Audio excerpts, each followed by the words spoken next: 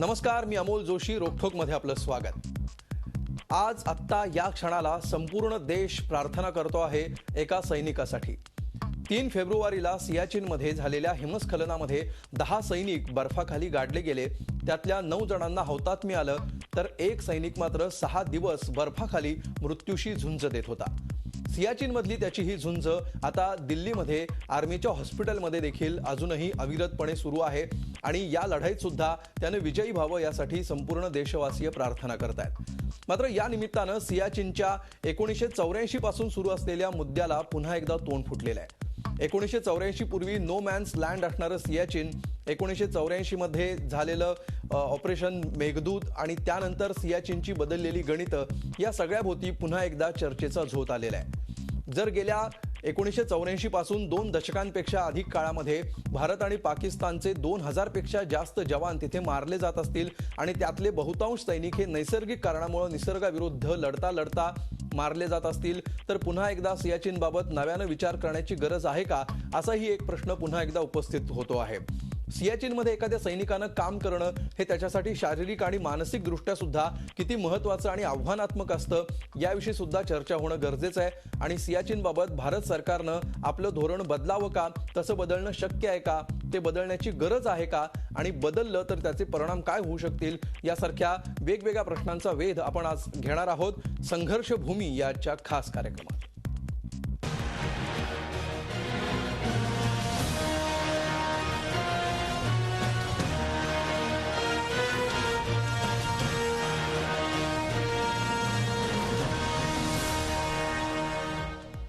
आणि या विषयावरची चर्चा सुरू करण्यापूर्वी आपण बघूया याबाबतचा आमचा हा खास रिपोर्ट. सियाचीन समुद्रसपाटीपासूनची उंची 5400 मीटर, 12 महिने उणे 30 ते 40 अंश सेल्सिअस तापमान, हाडं गोठवणारी थंडी, वारंवार होणारं जीव घेणं हिमस्खलन, भारत पाकिस्तानची नियंत्रण रेषा. लान्स नायक हणमंतप्पांनी सियाचीनच्या रक्त गोठवणाऱ्या थंडीत तब्बल 6 दिवस मृत्यूशी झुंज दिली. त्यांच्या या झुंजीतला पुढचा अध्याय आता दिल्लीतल्या लष्कराच्या रुग्णालयात सुरू आहे. हणमंतप्पा सध्या कोमात आहेत. त्यांची प्रकृती अत्यंत गंभीर असल्याची माहिती लष्करानं दिली आहे. पुढचे काही तास हणमंतप्पांसाठी अत्यंत महत्त्वाचे आहेत. इकडं साऱ्या देशात हणमंतप्पांच्या प्रकृतीसाठी प्रार्थना सुरू झाल्या आहेत. वाराणसीत काल गंगेच्या आरतीच्या वेळी त्यांच्या प्रकृती स्वास्थ्यासाठी आराधना करण्यात आली.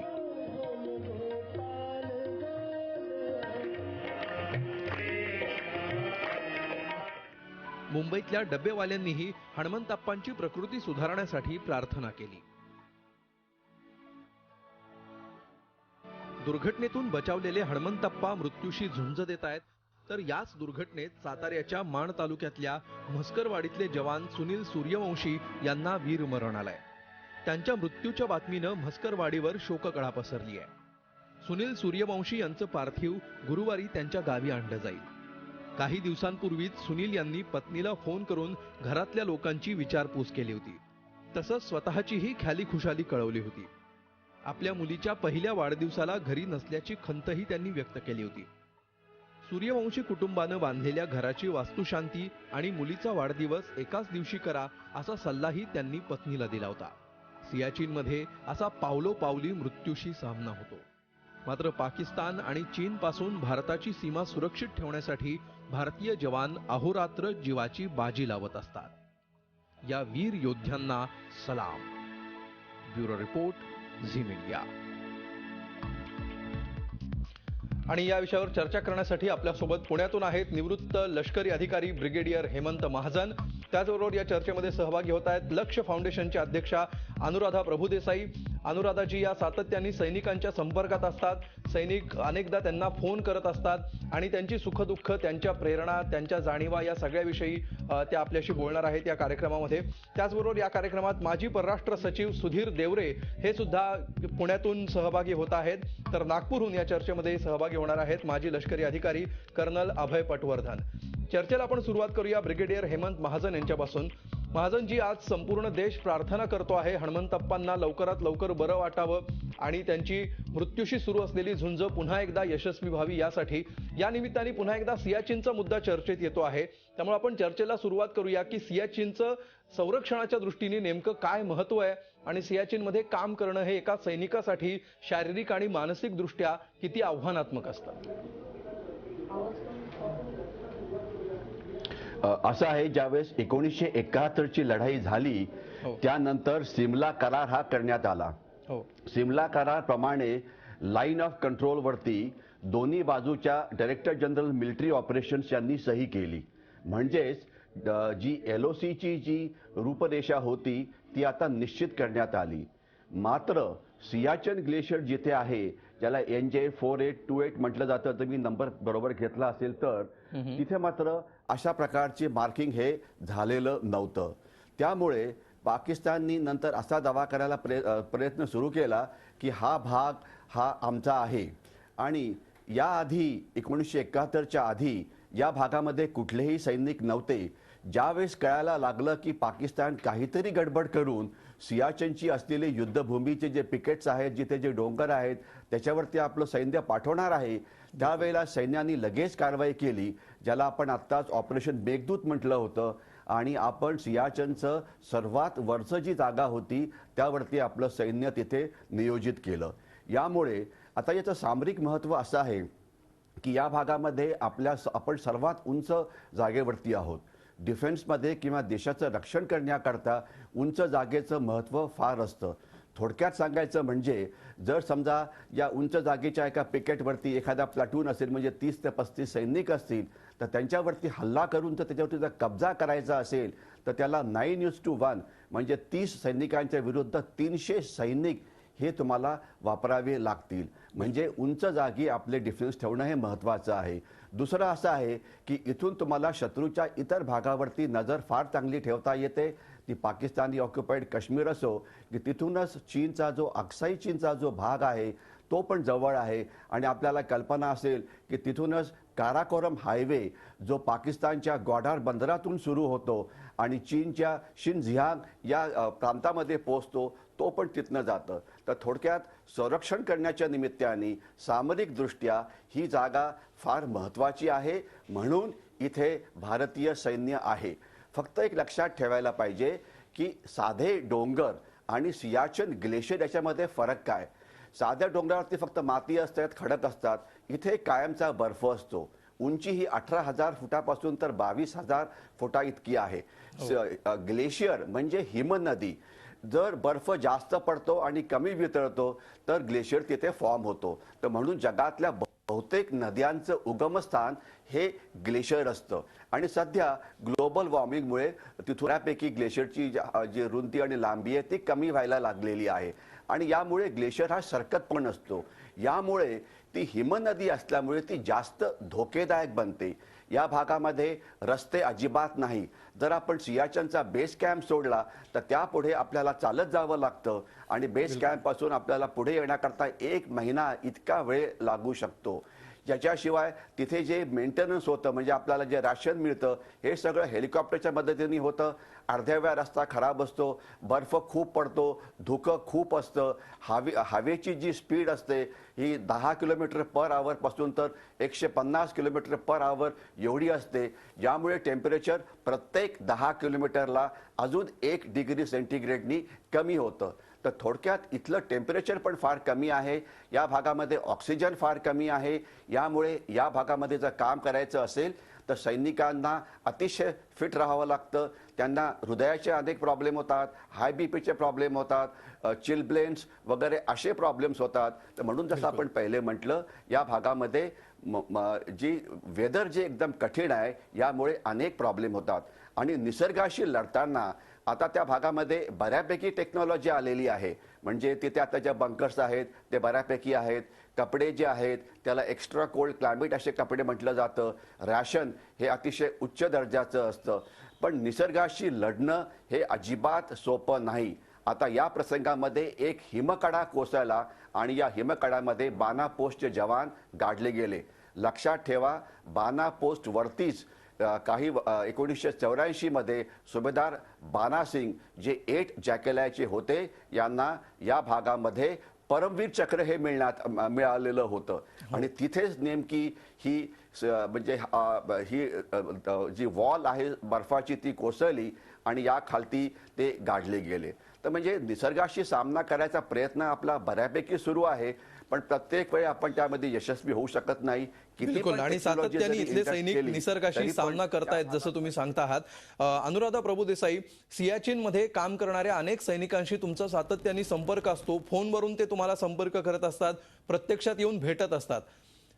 सियाचीनमध्ये काम करणारे सैनिक नेमके काय तुमच्याशी बोलतात, त्यांची मानसिक अवस्था कशी असते, त्यांना नेमक्या कुठल्या प्रेरणा असतात की ज्या त्यांना इतक्या सातत्याने आणि इतक्या विपरीत परिस्थितीमध्ये सुद्धा लढण्याची प्रेरणा देत राहतात?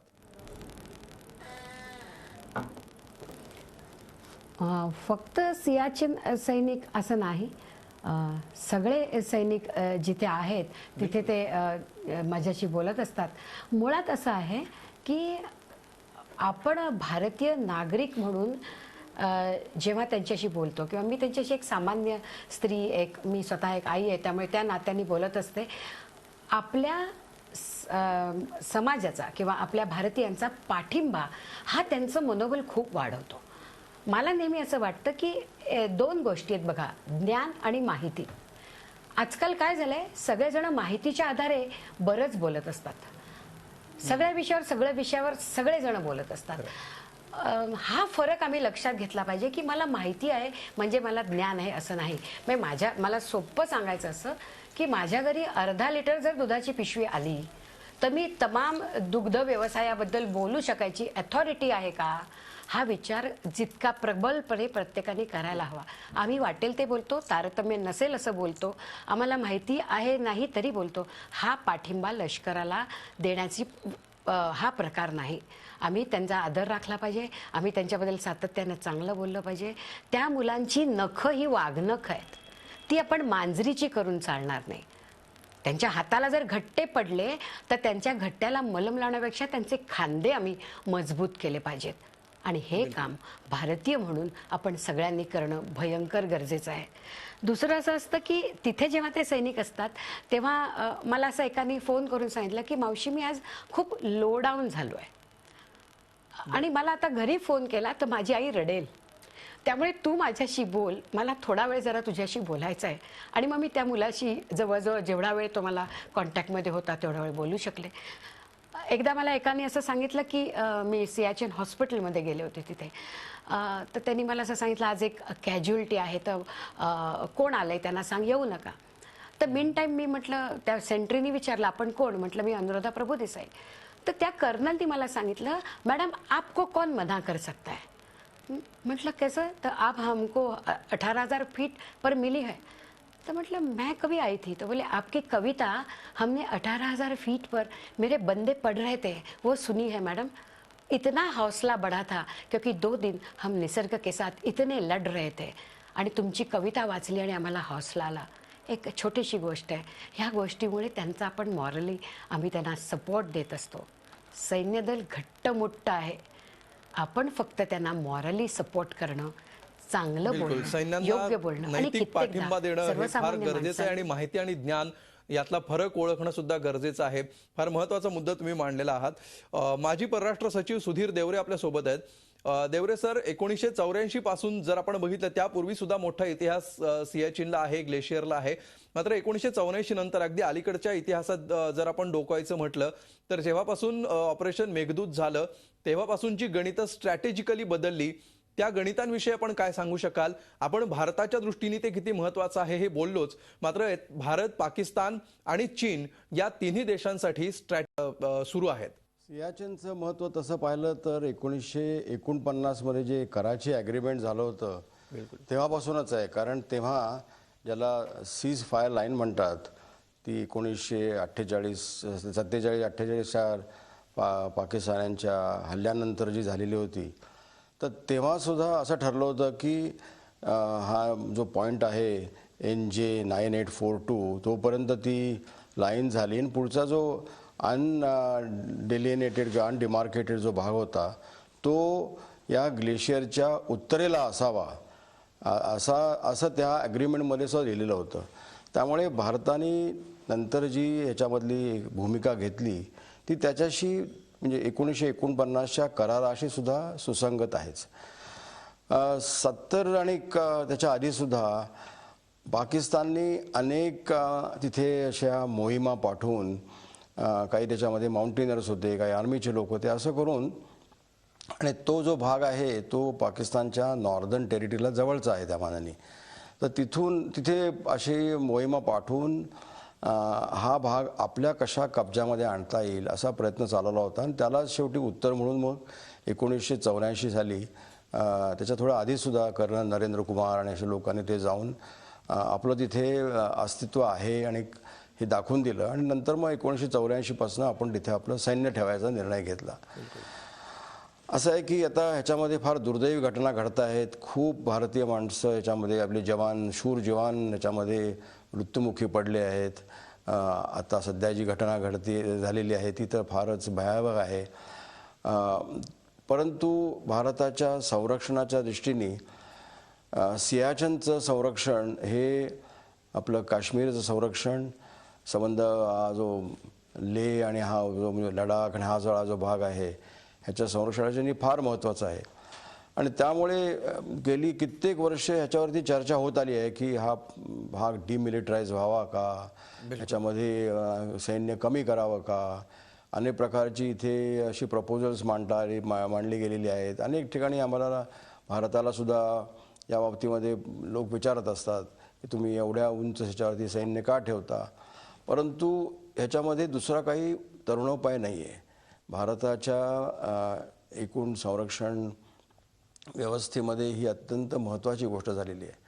कारण आपण कारगिलचा अनुभव घेतला 1999 साली, जेव्हा पाकिस्ताननी कारगिलमध्ये चढाई करून तिथे तो आपला जो सियाचनला जायचा रस्ता आहे किंवा नंतरचा लेहचा रस्ता आहे हा तोडून टाकायचा आणि जेणेकरून सियाचनला आपण काही मग रसद पाठवू शकणार नाही अशा प्रकारचा त्यांनी डाव रचला होता.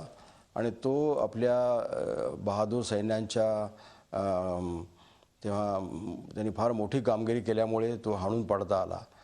तर सियाचेन हे चीनला पुन्हा जवळ आहे. काराकोरम पास इथून जवळ आहे. काराकोरम पास आणि नॉर्दर्न एरिया हे जर का लिंक झाले आणि तर आपल्या पुन्हा सगळ्या लेह आणि काश्मीरच्या संरक्षणाला फार मोठा धोका निर्माण होतो.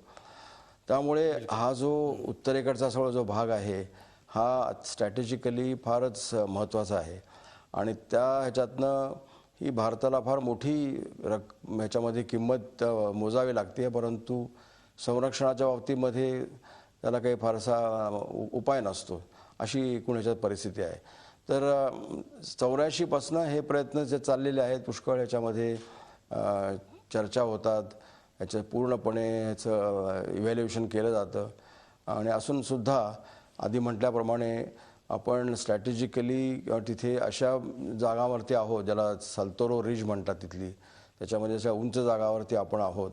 उद्या आपण तिथून समजा निघालो म्हणजे ही जी विड्रॉलची वेगवेगळी जी प्रपोजल्स असतात तर भारताला माहिती आहे की उद्या ह्याच्या इथे पाकिस्तानी येऊन त्याच जागा उद्या बळकावून बसतील आणि मग मात्र तिथे जाणं आपल्याला अशक्य होईल.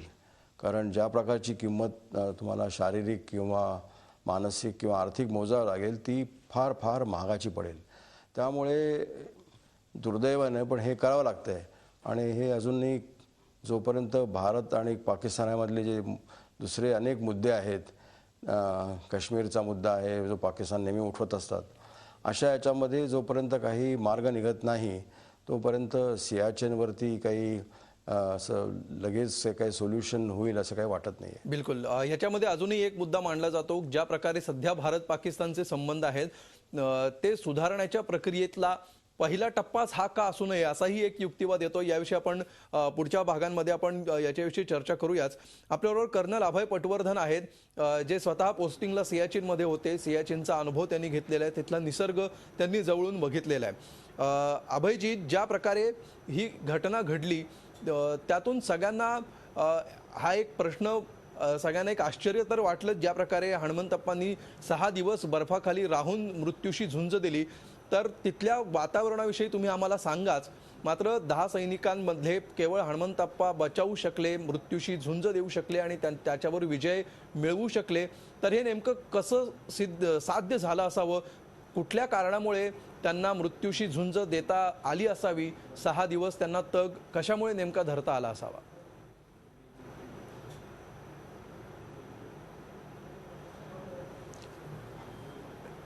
याच्यामध्ये असं आहे की त्या पोस्टवर, बाणा पोस्टवर जेव्हा मद्रास रेजिमेंटचे 10 माणसं हे होते, हो, ते एकमेकाच्या जवळ असणार आणि जेव्हा ॲव्हलांच होतो, तो ॲव्हलांच पूर्ण बर्फ असा कोसळतो आतमध्ये, पण हा बर्फ भुसभुशीत असतो. त्यावेळेला जे आम्हाला शिकवतात की तुम्ही जेव्हा ॲव्हलांचच्या खाली जाता किंवा बर्फाच्या तिथे जाता, तेव्हा डोक्याच्या समोर हात ठेवायला पाहिजेत. कारण काय की एनी टाईम ज्या वेळेला तुमच्यावर बर्फ पडतो, त्यावेळेला तुम्ही तुमच्या भोवती एक एअर पॉकेट तयार केलं पाहिजे. ते एअर पॉकेट जर तुम्ही तयार केलं आणि तुम्ही बर्फाच्या आतमध्ये दबल्या गेले, तर त्या एअरच्या मदतीने ती हवा, त्या हवेमध्ये श्वास घेत तुम्ही तिथे जगू शकता.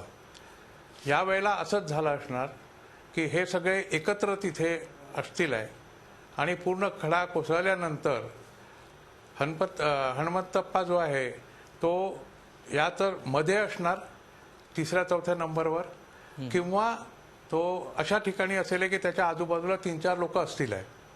त्याच्यामुळे त्या सगळ्यांच्या बॉडीच्या जो एक तिथे व्हॅक्यूम एक पॉकेट तयार झालं, त्या पॉकेटमध्ये जी हवा तिथे राहिली, ती हवा श्वास घेत त्या माणसाला साधारण 6 दिवस पुरली. आता त्याला जे काही झालेलं आहे ते शेवटी तिथलं एक प्रारब्ध असतं की तुम्हाला न्यूमोनिया हा तिथे होणारच.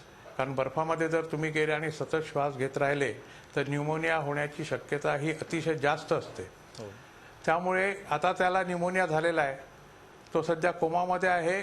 का कोमामध्ये आहे? कारण गेले 6 दिवस सुरुवातीला त्यांनी प्राणवायू घेतला असेल आहे, त्याच्यानंतर तो हळूहळू खतम होत गेला आणि त्याच्यानंतर मग जेव्हा तो अगदी पूर्ण संपला असेल, सगळ्यांचे जेव्हा तिथे CO2 तयार झाला असेल, कार्बन डायऑक्साईड तयार झाला असेल त्याच्या उश्वासाने, तो आतमध्ये गेल्यामुळे त्या माणसाला त्याच्या मेंदूवर परिणाम झाला आणि तो कोम्यामध्ये गेला. तो कोम्यामधून नक्की बाहेर येईल यामध्ये काही शंकाच नाही आहे. फक्त त्याला न्यूमोनियापासून कसं वाचवायचं ही डॉक्टरांना काळजी घ्यावी लागेल. आणि RRमध्ये तो असल्यामुळे, दिल्लीच्या आमच्या सगळ्यात बेस्ट हॉस्पिटल आहे ते आर्मीचं, त्या हॉस्पिटलमध्ये तो असल्यामुळे तो तिथे वाचेल याच्यामध्ये शंका नाही. कारण पूर्ण देशवासियांची कंप्लीट त्याच्या मागे दुवा उभी आहे आणि आम्ही सगळे लोक त्याच्याकरता हात हे करतो, प्रार्थना करतो की त्यांनी जगावं आणि तो जगेली. आता लोक का करतात असं? तर आपल्या इथे भारतामध्ये सैनिकाच्या करता जेव्हा सैनिक तिथे लढतो, त्या सैनिकाकरता जे देशाची सार्वभौमता आणि देशाची अस्मिता ही जास्त महत्त्वाची असते. सैनिकाचं मूल्य देशाच्या सार्वभौमतेसमोर किंवा देशाच्या याच्यासमोर नगण्य असतं. त्यामुळे आम्ही तिथे राहतो. मी स्वतः तिथे राहिलेलो आहे.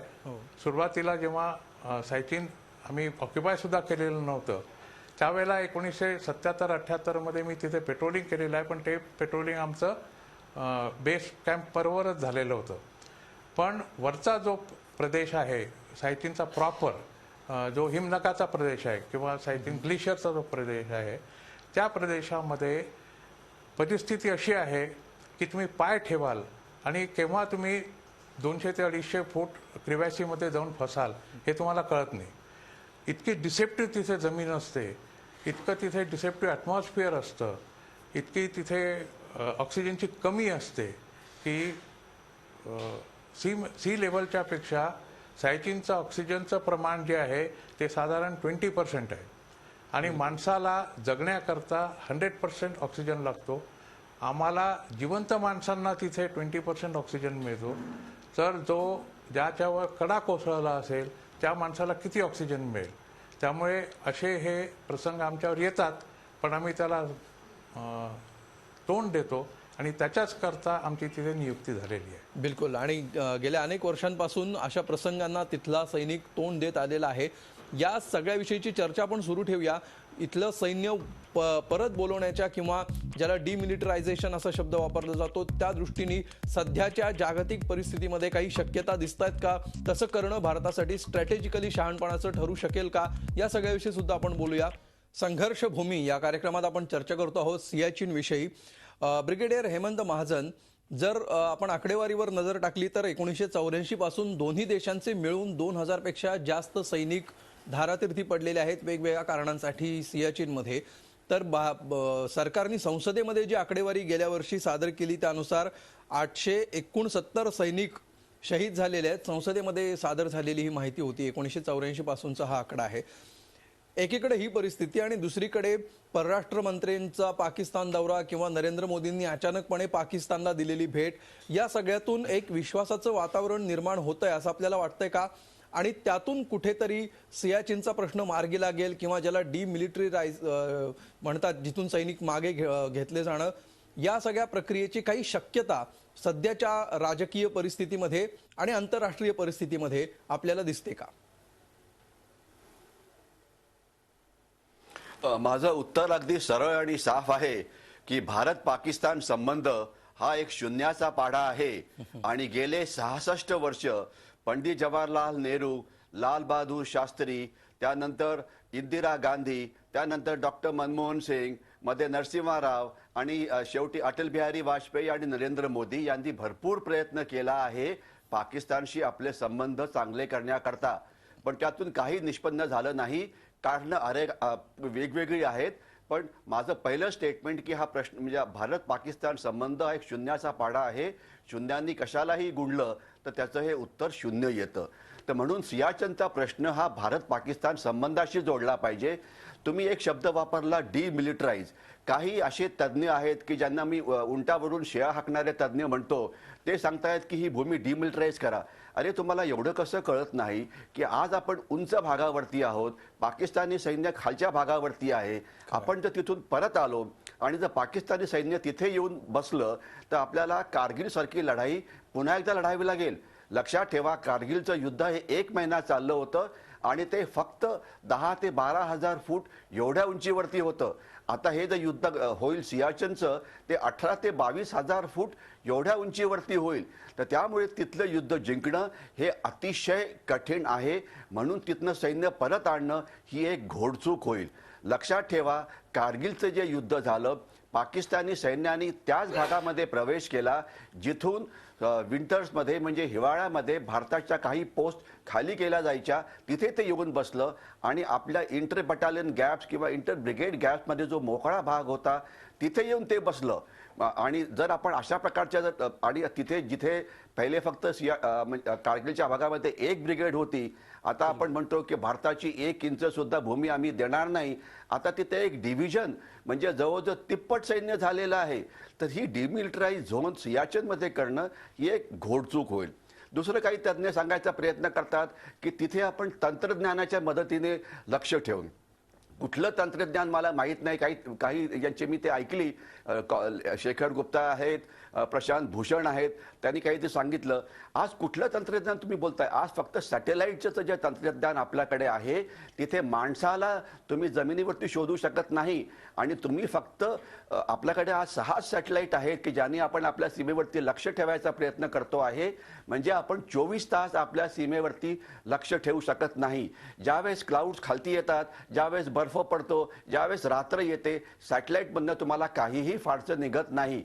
सियाचीनमध्ये कारगिलमध्ये 3 महिने त्यांनी तिथे खंदक बनवले, ते सुद्धा आपल्या सॅटेलाइटला शोधता नाही आले. दुसरा प्रश्न येतो की तिथे UAV म्हणजे अनआर्म्ड एरियल व्हेकल्स किंवा ड्रोन्स पाठवायचे. ड्रोन काही जादूची कांडी नाही. ड्रोन बेसिकली काय, एक छोटंसं विमान आहे 400-500 किलोचं, त्याच्या दोन्ही बाजूला कॅमेरा लावले असतात. कॅमेरा फक्त थोडंसं अंतर बघू शकतो. त्यामुळे ड्रोननी काही तुम्हाला जादू दिसणार नाही की लपलेले सगळे सैनिक तुम्हाला ते दिसतील. मग दुसरा प्रश्न आहे, रडार्स आहेत, इतर टेक्नॉलॉजीज आहेत. थोडक्यात सांगायचं म्हणजे आपल्याला एक मिनिमम फोर्स लेवल ही कधी पण सियाचीन ग्लेशियरवरती ठेवावीच लागेल. आणि आज नेमकं तेच होतं आहे. आपण तिथे आपली पूर्ण ब्रिगेड ठेवलेली नाही, आपण फक्त टेहाळणी करण्याकरता आणि तंत्रज्ञानाचा वापर करण्याकरता जेवढं आपल्याला सैन्य कमीत कमी जरुरी आहे तेवढंच ठेवलेलं आहे. पूर्ण सियाचीन ब्रिगेड ही सियाचीन ग्लेशियरवरती नाही, हे मी एकदा पुन्हा रिपीट करू शकतो. जर अरविंद केजरीवाल किंवा प्रशांत भूषणला कुठली नवीन टेक्नॉलॉजी सापडली असेल तर त्यांनी ती आपल्या सैन्याला द्यावी, सरकारला सांगावं. अजून तरी अशा प्रकारची टेक्नॉलॉजी आलेली नाही, पण आपण अर्थात डोळे आणि कान उघडे ठेवू शकतो. अशी जर आली तर आपण त्या भागातलं थोडंसं सैन्य कमी करायचा विचार करू शकतो, provided that technology is proven. सध्या ती डिमिलिटराइज करणं हे धोकेदायक आहे. टेक्नॉलॉजीचा वापर करून आपण तिथे घुसखोरी थांबू शकणार नाही. तर घुसखोरी थांबवायची असती तुम्ही बांगलादेश सीमेवरती ते लावलं असतं. तिथे एवढे बांगलादेशी आत येतात, त्यांना तुम्हाला थांबवता आलं असतं. नेपाळ सीमेवर तुम्हाला सॅटेलाइट लावता आले असते. समुद्राकडे तुम्ही एवढ्या नेव्हीच्या आणि याच्या बोटी बनवतात, तिथे तुम्हाला काहीतरी करता आलं असतं. जर सॅटेलाइट जर हे उत्तर असतं किंवा टेक्नॉलॉजी हे उत्तर असतं तर आपल्याला सैन्य आपलं कमी करावं लागलं, करता आलं असतं. पण प्रश्न is not technology versus soldiers. प्रश्न म्हणजे उत्तर त्याचं आहे टेक्नॉलॉजी अँड सोल्जर्स. जर आपल्याला अजून चांगलं तंत्रज्ञान मिळालं ज्यामध्ये सैनिक कमी लागतील तर आपण त्याचा वापर करावा. पण सध्या अशी टेक्नॉलॉजी आपल्याकडे तरी नाही, पण होऊ शकतं येणाऱ्या काळामध्ये ती येईल. त्याच्यावरती आपण आपलं लक्ष नक्कीच ठेवायला पाहिजे. बिलकुल. कर्नल अभय पटवर्धनांकडे जाऊया. अभयजी, प्रत्यक्ष सैनिक ज्यावेळी सियाचीनमध्ये आपलं कर्तव्य बजावत असतो त्यावेळी तो पाकिस्तान आणि चीन यांच्यापासून भारताला असणारे नेमके कुठले कुठले धोके अडवत असतो, नेमकं कुठलं कुठलं नुकसान आणि कशा प्रकारची घुसखोरी तो रोखत असतो, याविषयी आपण काय सांगू शकाल ज्यांना या परिसराविषयी फारशी माहिती नाही त्यांच्यासाठी?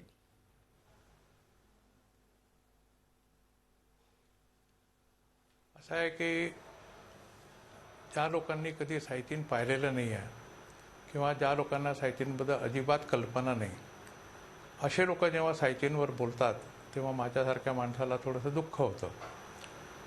कारण काय, बेसिकली लोकांना ही कल्पना नाही आहे की सायचीन किती मोठं आहे. सायचीनचा हिमनग म्हणजे ग्लेशियर हे 70 किलोमीटर बाय 3 किलोमीटरचं आहे. साल्टेरो रिज जी आहे ती 110 किलोमीटर बाय जवळपास 1.5 किलोमीटरची आहे. साल्टेरो रिज, त्याच्यानंतर सायचीन, त्याच्यानंतर काराकोरम पास. उजवीकडे चीनचं अक्साई चीन, डावीकडे पाकिस्तान ऑक्युपाईड काश्मीरचा जो बाल्टिस्तान आणि गिलगिटचा भाग आहे. आपल्याला चीन आणि पाकिस्तान दोघांशीही तिथे संघर्ष द्यायचा आहे. चीनची सध्या मंशा काय आहे? चीनची मंशा ही आहे की अक्साई चीनमधनं जो ट्रायंगल आहे पाकिस्तान, चीन आणि अफगाणिस्तान आणि भारताचा जो मीटिंग पॉईंट आहे, तिथे वाखान कॉरिडॉर नावाची एक कॉरिडॉर आहे. अक्साई चीन वाखान कॉरिडॉर, पाकिस्तान ऑक्युपाईड काश्मीर आणि काराकोरम हायवे हा त्यांना जोडायचा आहे. असं जर झालं आणि हे होईल जर आपण सियाचीनमधनं बाहेर पडलो किंवा तिथलं आपण कमी केलं. ब्रिगेडियर महाजननी आता सांगितलं की आपण सैन्य कमी करू शकतो. अजिबात नाही. टोटली सियाचीनमध्ये आज भारतीय सेनेच्या 112 पोस्ट आहेत. पाकिस्तानच्या साल्टोरो रिजच्या वेस्टला स्लोप्समध्ये 52 पोस्ट आहेत. 112 पोस्टमध्ये आपण त्यांना रोखू शकतो आहे. जर आपण ते सोडलं तर आपल्या लडाखला कंप्लीट धोका होईल आहे. कारण पाकिस्तान हा गिलगिट बाल्टिस्तानमधनं येईल, चीन हा अक्साई चीनमधनं येईल दोघांची जेव्हा सांगड होईल त्यावेळेला लडाख आपल्यापासून कट ऑफ होईल.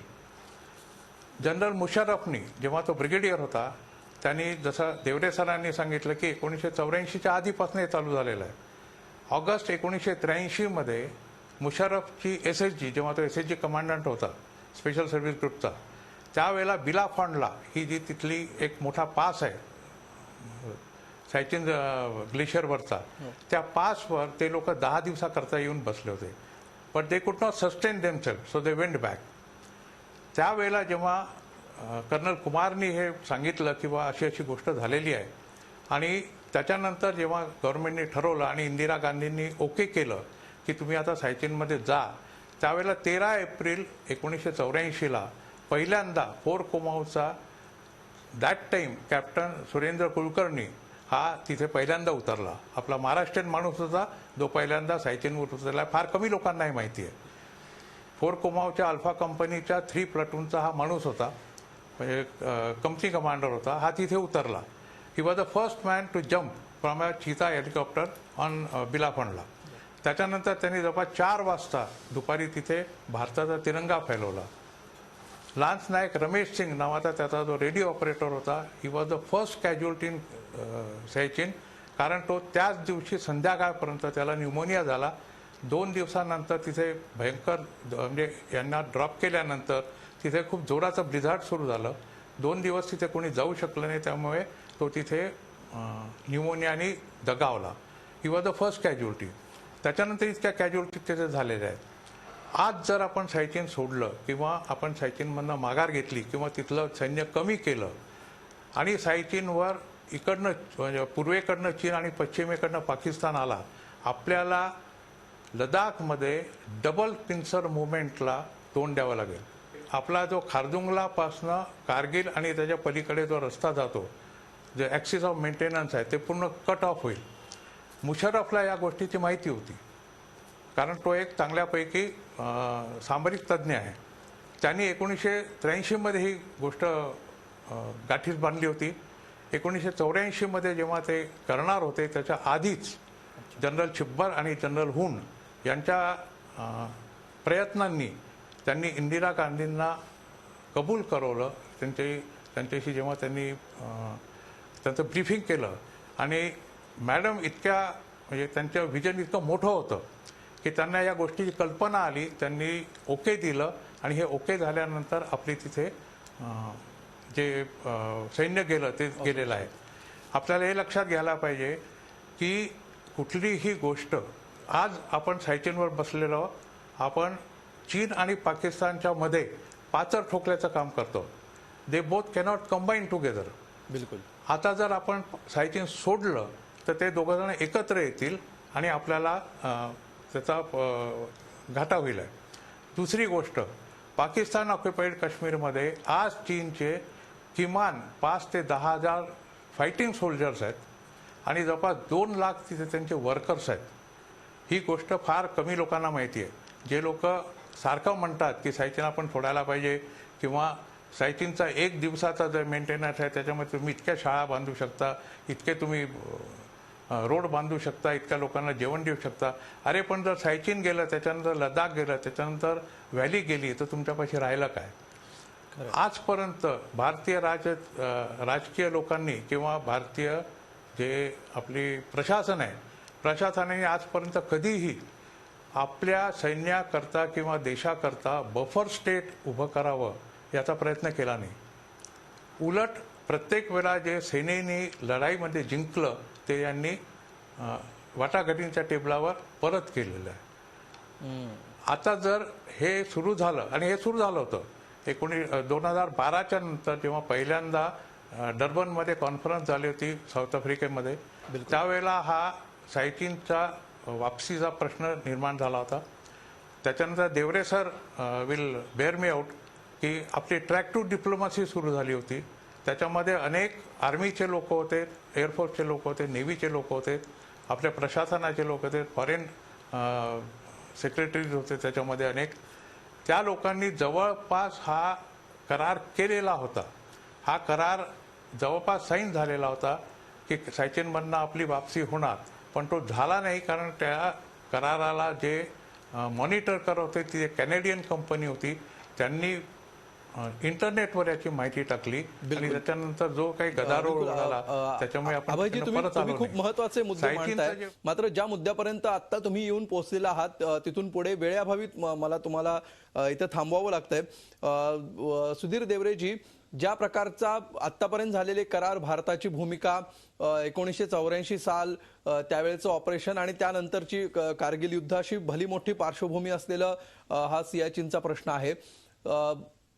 या कार्यक्रमाच्या शेवटाकडे येताना अगदी थोडक्यात मला उत्तर अपेक्षित आहे की भविष्य काळामध्ये सियाचीन प्रश्नाबाबत भारत सरकारची काय भूमिका असावी असं आपल्याला वाटतं? सध्याची भूमिका आहे त्याविषयी आपलं काय मत आहे आणि भविष्यात सियाचीन ची परिस्थिती सध्या जशी आहे तशीच राहील असं सध्या दिसतंय की यात काही बदल संभवतात?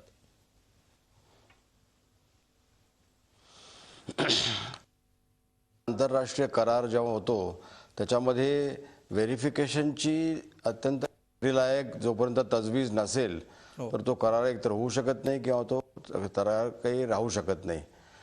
पाकिस्तानच्या बाबतीमध्ये तसंच आहे. अनेक प्रकारचे प्रस्ताव येतात, अनेक प्रकारची प्रपोजल्स येतात, डिमिलिटराईज करा, सैन्य कमी करा एक्सेट्रा.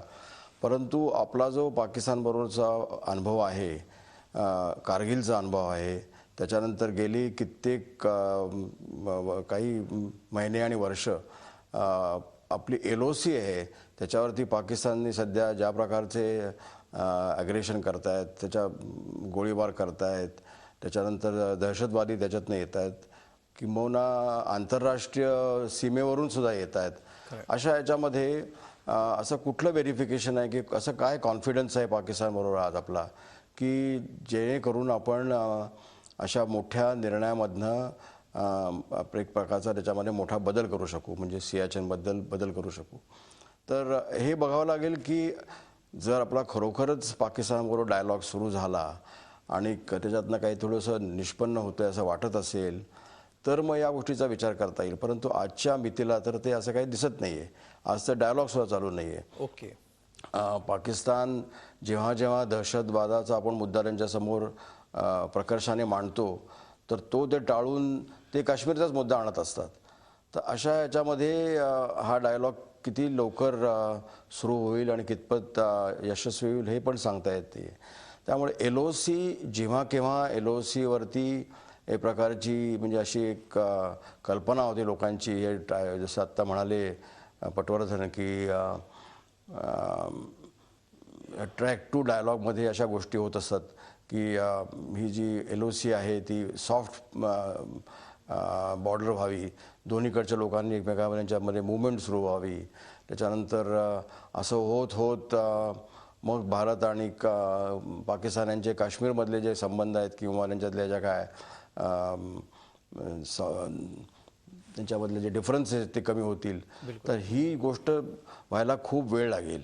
परंतु कदाचित आता डायलॉग हाच एक त्यातला मार्ग असेल, परंतु तो करण्याच्या आधी आपल्याला ह्याच्यात फार जाणीव ठेवावं लागेल की पाकिस्तान हे याच्यामध्ये प्रकारचं काहीतरी पाकिस्तानचा आतापर्यंतचा अनुभव बघता असा कुठलाही विश्वास ठेवावा असा अनुभव आतापर्यंत आलेला नाही. भविष्यामध्ये सध्याच्या राजकीय परिस्थितीत तरी तो येईल असं दिसत नाही. त्यामुळे डिमिलिटरायझेशनचा पर्याय सध्या तरी योग्य दिसत नाहीये. अजून काही वर्षांनी कदाचित परिस्थिती वेगळी असू शकते. कार्यक्रमाचा शेवट करताना पुन्हा एकदा आपण अनुराधा प्रभुदेसाईंकडे जाऊया. अनुराधाजी, अगदी आपल्या कार्यक्रमाची वेळ संपत आलेली आहे. मात्र एक सैनिक ज्यावेळी अशा प्रकारची झुंज देत असतो, भारताची राजकीय गरज, स्ट्रॅटेजिक गरज, आंतरराष्ट्रीय राजकारण या सगळ्या गोष्टींविषयी आपण बोललोच. मात्र एक सैनिकाकडे एक व्यक्ती म्हणून आणि भारतासाठी लढणारा, भारतीयाचं स्वातंत्र्य अबाधित ठेवण्यासाठी एक प्रकारे स्वतःचं स्वातंत्र्य धोक्यात घालणारा, स्वतःचा जीव धोक्यात घालणारा एक सैनिक असतो. या सैनिकांविषयीची संवेदनशीलता सर्वसामान्य नागरिक म्हणून आपण कशी जोपासली पाहिजे असं आपल्याला वाटतं? थोडक्यात काय सांगाल शेवटी? थोडक्यात एवढंच सांगावं असं वाटतं मला की हा जो सैनिक आहे हा आपल्या पाठिंब्यावर तिथे निश्चितपणे उभा आहे. तुम्ही अगदी बरोबर म्हणलात की स्वतःच्या स्वातंत्र्यावर गदा आणतो तो, आणि त्यामुळे आम्ही आमचं स्वातंत्र्य आज निश्चितपणे उपभोगतोय. त्याचा स्वैराचार आपण होऊ देता कामा नये. When going get tough gets going हे आम्ही लक्षात घेतलं पाहिजे. आज ज्या रीतीने हेलिकॉप्टर उभं केलं आज त्यांनीही त्या ठिकाणी जे हेलिकॉप्टर आणलंय, इमॅजिन करा किती सुंदर त्यांनी त्या तिकडनं लिफ्ट केलेलं आहे आपल्या सोल्जरला. आणि मुळात आज आपला बडी गाडला गेला आहे. तर 5 दिवस ज्या सैनिकांनी तिथे अथक मेहनत केली, आम्हाला असं वाटतं समाजाने त्यांच्याकडनं शिकावं की आज त्यांनी गिवअप केलं नाही. आज त्यांनी त्या मुलाला शोधण्यासाठी एक खड्डा केला नाही, पुढे गेले आणि सैनिकांनी आपला बडी शोधून काढला. आज त्यांच्यातली जी राष्ट्रीय एकात्मता आहे, आज त्यांच्यातलं जे तेज आहे, डिसिप्लिन, डेडिकेशन, डिव्होशन, डिटर्मिनेशन जे त्यांच्यामध्ये आहे, मला तर ते मी असंच शेवटी असं म्हणावं असं वाटेल की हवा के साथ चलते हैं हम, हवा का रुख बदलते हो आप, आपकी तारीफ में कहने कुछ मिलते नहीं अल्फाज, इतना ही जान लो दोस्त, मोहित करती है हमें आपकी बेखौफ अदा, पूरी हो आपकी सुनहरी ख्वाहिशें, प्रज्वलित रहे आपकी जीवन ज्योत सदा. हीच दुआ आपण आज भारतीय म्हणून मागूया. बिलकुल. आणि याच नोटवर आपण या कार्यक्रमाचा समारोप करूया. अनेक मुद्द्यांची चर्चा झाली, पुढेही ती होत राहील. हनुमंतप्पांच्या प्रकृतीत लवकरात लवकर सुधारणा व्हावी अशा शुभेच्छा झी 24 तासच्या सर्व प्रेक्षकांतर्फे सुद्धा आपण व्यक्त करूया. आणि लवकरात लवकर आपल्याला चांगली बातमी दिल्लीतल्या आर्मी हॉस्पिटलमधून मिळो अशा शुभेच्छा आणि अपेक्षा आपण व्यक्त करूया. या कार्यक्रमात सहभागी झाल्याबद्दल 4ही मान्यवरांचे आभार. रोखोकमध्ये आज आम्ही इथेच थांबतोय. ताज्या बातम्यांसाठी पाहत रहा झी 24 तास. रहा एक पाऊल पुढे. झी 24 तास रहा एक पाऊल पुढे.